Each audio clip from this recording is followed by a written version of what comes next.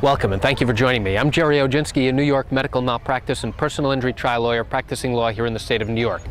In today's video tip, I want to tell you how I helped a woman recover compensation for significant injuries that she suffered as a result of improper care and treatment she received in a local emergency room here in the state of New York. What happened? The woman was brought in by ambulance and police after suffering a nervous breakdown. She had received some terrible news and was unable to be consoled. Once she arrived in the emergency room, she was heavily sedated and in the psychiatric emergency room where she was sleeping it off. 3 hours later, she needed to go to the bathroom, and in the process of getting up to go to the bathroom, she was noted to be extremely disoriented from the heavy sedation. She was told to stay in her bed and that if she had to go to the bathroom, to please call for a nurse, supposedly.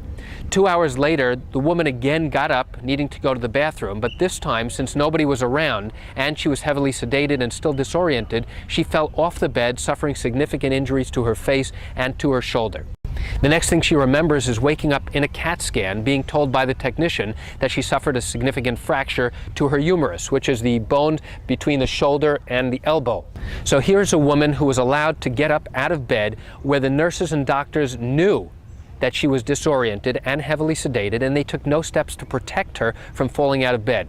There was nobody in the room to watch her. There was nobody or nothing to restrain her from falling out of bed. And importantly, no one had done any examination of this patient until after she fell, which was a departure from good and accepted medical practice.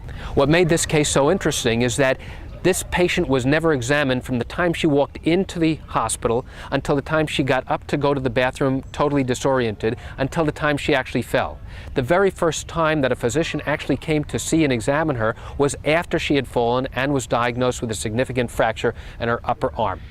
So why is that important? Because it is required that any patient who comes into an emergency room, especially one who is hysterical and emotional, be evaluated, not just from a psychiatric standpoint, but also from a physical standpoint. It's important to see what type of bruises, if any, the patient has on their arrival, and this was never done. So here we had clearly two departures from good and accepted medical practice. I'm pleased to say that I was able to successfully resolve this case prior to trial to the satisfaction of my client.